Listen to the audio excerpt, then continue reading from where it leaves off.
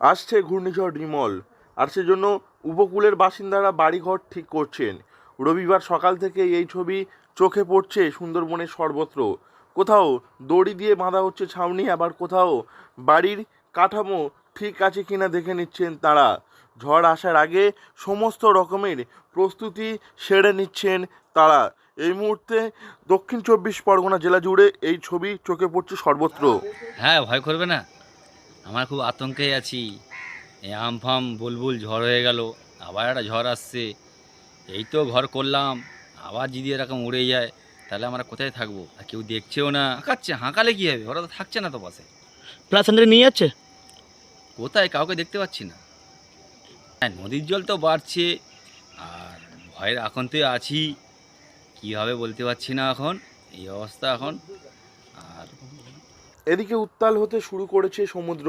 বকখালিতে পর্যটকদের সমুদ্র স্নানে নিষেধাজ্ঞা জারি করা হয়েছে, যার ফলে পর্যটকদের সেখান থেকে ফিরিয়ে দেওয়া হচ্ছে। ফলে কিছুটা হলেও হতাশ পর্যটকরা, কিন্তু পর্যটকদের নিরাপত্তার কথা মাথায় রেখে এই কাজ করা হচ্ছে। সমুদ্র সৈকতে পাহারা দিচ্ছেন পুলিশ কর্মীরা। তারা যে সমস্ত পর্যটকরা সমুদ্রের কাছে আসছেন তাদেরকে তারা সমুদ্র সৈকত থেকে ফিরিয়ে দিচ্ছেন।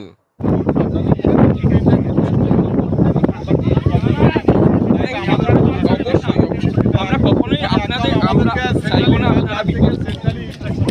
আমরা এখানে একটু বসতে চাই। হ্যাঁ, দেখুন দূর থেকে এসেছি আমরা, হয়তো নিজেদেরও আমাদের একটা ভয় আছে না, অত দূরে আমরা তো এটাই এর আগে বলে গেলাম যে আপনারা এসে thank you sir, thank you very much. ঘূর্ণিঝড় রিমলের প্রভাবে ইতিমধ্যে সমুদ্র উত্তাল হতে শুরু করেছে। সমুদ্রে জলোচ্ছ্বাস দেখা দিয়েছে। নদী এবং সমুদ্রে জলোচ্ছ্বাসের ফলে মৎস্যজীবীরা আতঙ্কিত হয়ে পড়েছেন। রবিবার সকাল থেকেই ভারী বৃষ্টিপাত শুরু হয়েছে এলাকায়। বিভিন্ন জায়গায় বৃষ্টির সঙ্গে চলছে ঝোড়ো হাওয়া।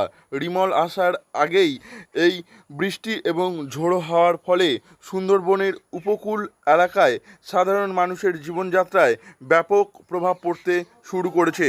সকাল থেকেই স্থানীয় বাসিন্দারা বাইরে খুব একটা বের হচ্ছে না। এই মুহূর্তে তারা